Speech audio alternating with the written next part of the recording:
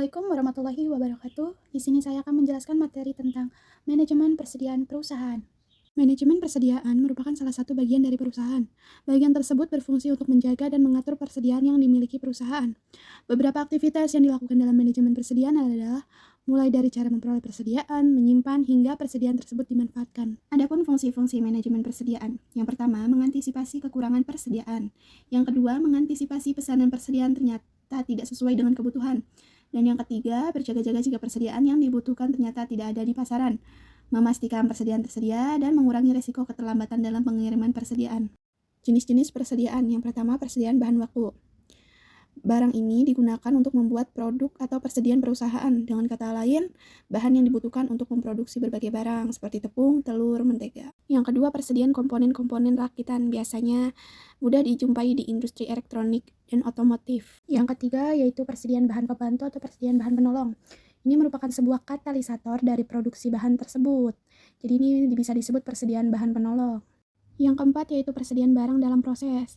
Persediaan ini mengacu pada barang-barang yang belum selesai sepenuhnya diproduksi. Misalkan, sepatu yang belum diwarnai, minyak esensial yang belum dikemas atau dibotol oleh produsen kesehatan, misalnya seperti itu. Yang kelima yaitu persediaan barang jadi. Nah, persediaan ini siap dijual oleh perusahaan. Misalnya itu rumah yang sudah selesai dibangun. Nah, itu kan udah siap untuk dijual. Faktor yang mempengaruhi persediaan. Yang pertama, jumlah dana yang tersedia. Yang kedua, lead time atau barang tunggu yang dipesan sampai barang diterima. Yang ketiga, daya tahan persediaan. Nah, selanjutnya itu jenis-jenis biaya dalam persediaan dan perputaran persediaan. Umumnya, biaya persediaan dikelompokkan menjadi 4 kategori. Yang pertama itu biaya pemesanan atau order cost, yaitu biaya yang berkaitan dengan kegiatan pemesanan barang. Terus biaya pemesanan itu ada biaya komunikasi, biaya pengiriman, biaya pengepakan, biaya pemrosesan pemesanan. Terus yang kedua itu ada biaya penyimpanan atau carrying cost atau holding cost, ya kan? Biaya penyimpanan itu biaya yang muncul dan dikeluarkan untuk menyimpan barang atau material yang telah dipesan. Contoh biaya penyimpanan itu ada biaya fasilitas penyimpanan, biaya asuransi, biaya keamanan, biaya keusangan, biaya penyusutan persediaan, dan masih banyak lagi. Dan yang ketiga itu ada biaya persiapan atau setup cost.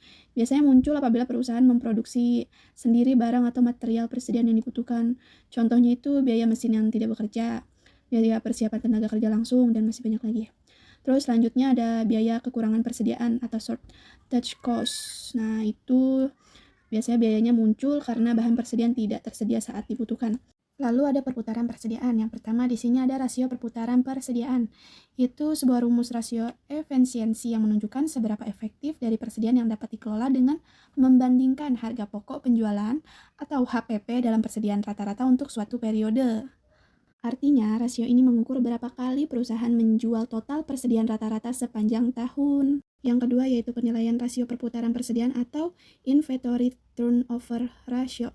Biasanya bagi para investor, rasio ini dapat digunakan untuk melihat sekaligus mengukur likuidasi sebuah perusahaan yang bersangkutan. Pengukuran rasio ini juga menunjukkan seberapa mudah persediaan dapat dijual sehingga dapat dikonversi menjadi uang tunai. Yang ketiga itu ada rumus rasio perputaran persediaan. Ini caranya dengan membagi harga pokok penjualan atau HPP untuk suatu periode dengan rata-rata persediaan untuk periode tersebut. Nah, di sini ada satu contoh kasus ya. Soalnya bisa dibaca dulu. Nah, di sini diketahui penjualannya 100 juta, persediaan awalnya 300 juta, dan persediaan akhirnya 200 juta. Nah, berapa sih rasio perputaran persediaannya? Jadi pakai rumusnya, yaitu penjualan dibagi persediaan awal ditambah persediaan akhir dibagi 2. Nah, jadi 100 jutanya dibagi persediaan awalnya itu 300 juta, dikurang persediaan akhirnya itu 200 juta. Nah, baru dibagi 2.